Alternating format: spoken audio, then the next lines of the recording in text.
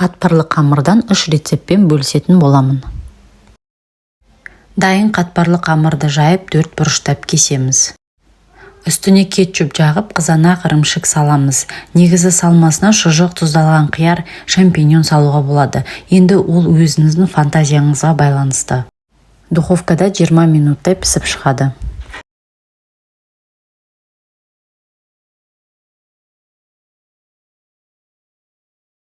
Келесі рецепт сүзбе жақсы көретіндер үшін.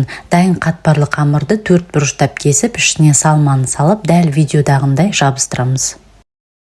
Сипаттамада толық рецептпен бөлісетін боламын.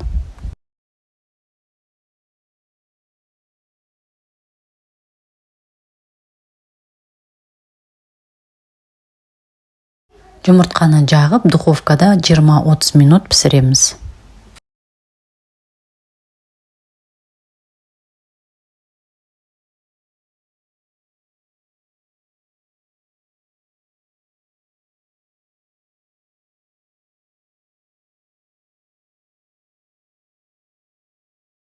Үшінші рецепт круассан салмасымен. Қамырды жайып, 3 бұрыштап кесіп, дайын круассандарға жұмыртқа жағып, пешке 20-30 минутқа пісіреміз.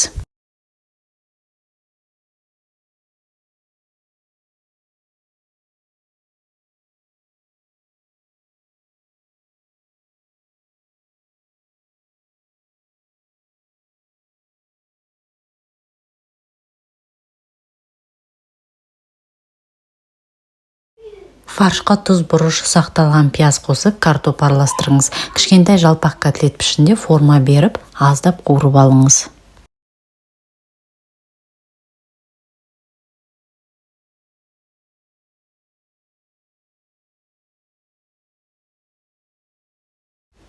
Қамыр піскен соң арасына салат жапырағы, қияр, қызанақ қосып, ірімшік қосып, бургер тәрізді етіп ұсыныңыз.